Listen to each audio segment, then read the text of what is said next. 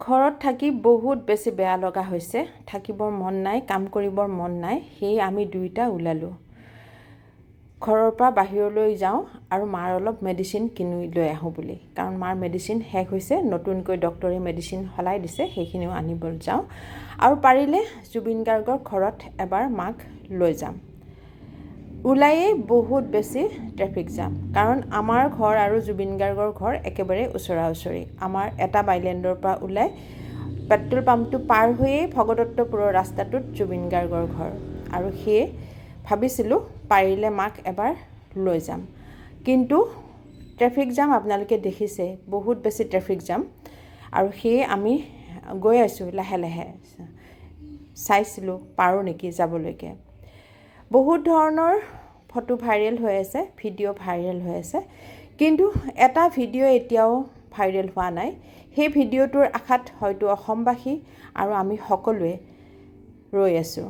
যিটো ভিডিঅ'ত life jacket খুলি পেলাই সাঁতুৰিছিলে, সেই লাইফ জেকেট পিন্ধা ভিডিঅ'টো আমি দেখিছোঁ, কিন্তু খোলা ভিডিঅ'টোৰ অকণমানো আমি দেখা নাই। সেয়ে আশা কৰিম সেই ভিডিঅ'টো যাতে তেওঁলোকে ভাইৰেল কৰে। সেইটো পোৱাৰ পিছতহে আমি চাগে অকণমান শান্ত হ'ব পাৰিম। তেতিয়া আমি ক'ব পাৰিম যে চৰণেহে জানে মৰণৰ ঠাই। কিন্তু এতিয়া মনটোক মনাব পৰা নাই। আৰু গৈ আছোঁ আমি, কিন্তু পেট্ৰল পাম্পটো পালোঁ, মাজত এটা পেট্ৰল পাম্প, ইটো ৰোডত আমাৰ ঘৰ আৰু অকণমান আগত জুবিন গাৰ্গৰ ভগদত্তপুৰৰ ৰাস্তাটোত সোমায়েই চিধা চিধি ফ্লেটটো। সদায় চাই যাওঁ ফ্লেটটোলৈকে। তেওঁক কিন্তু কোনোদিনেই দেখা নাছিলোঁ, কাৰণ বহুত বেছি ফ্লেটত তেওঁ নাথাকে। চাওকচোন কিমান ট্ৰেফিক জাম, বাইকবিলাক সোমাবলৈ দিয়া নাই, গাড়ীবিলাকো সোমাবলৈ দিয়া নাই। আৰু ৰাস্তাটোত বাইকেৰে ভৰি আছে। চকুপানী ওলাই আহিবই, কাৰণ এনেকুৱা দুখ কাকোৱে নিদিয়ে যেন।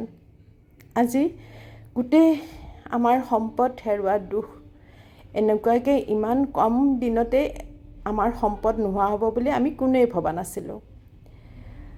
আৰু সেয়ে বাৰে বাৰে বিচাৰি আছোঁ সেই ভিডিঅ'টো, যিটো লাইফ জেকেট তেওঁ পৰিধান কৰা নাছিলে। সেই ভিডিঅ'টো পালে হয়তো আমি শান্তি পাম। আৰু এয়া চাওক, গোটেই ৰাস্তাটো দক্ষিণ গাঁৱলৈকে গোটেই ৰাস্তাটোত বাইক আৰু গাড়ীৰে ভৰি আছে। তাৰপিছত আমি আৰু অকণমান আগুৱাই গৈ, যিহেতু মোৰ মাৰ মেডিচিন নোহোৱা হৈছে, সেয়ে আমি মেডিচিন ল'বৰ কাৰণে বাকী সকলো দোকান পোহাৰ বন্ধ, তেওঁলোকে নিজেই বন্ধ কৰিছে। চৰকাৰৰ পৰা বন্ধ ঘোষণা কৰা নাই, কিন্তু সকলোৱে বন্ধ নিজেই কৰিছে। আৰু বন্ধ কৰাৰ মাত্ৰ এটা বস্তুৱেই আছে নকৰাকৈ, সেইটো হৈছে মেডিচিনৰ দোকান। আৰু মই ঘাইটোৰ সন্মুখতে আছে সঞ্জীৱনী, তাৰ পৰাই আমি মেডিচিন লওঁ। আৰু আজি তাত গৈ মেডিচিন ল'লোঁ। বহুত বেছি মেডিচিন লগা থাকিলে আমি তাৰ পৰা লওঁ, আৰু অলপ চলপ লগা থাকিলেতো আমাৰ ওচৰৰ দোকানৰ ল'ৰাজনে দি আহেগৈ। আৰু এতিয়া তেওঁক ডিষ্টাৰ্ব দিবও বেয়া লাগিছে, এনেকুৱা সময়ত ঘৰলৈ মেডিচিন আহি দিবলৈ হয়তো বেয়া পাব পাৰে। সেয়ে নিজে আহি মেডিচিনখিনি লৈ ডাঙৰ বাইদেউৰ ঘৰলৈকে যাম। নিজৰ ঘৰলৈ ঘূৰি যাবলৈ মন যোৱা নাই, ক'বলৈ ভাষা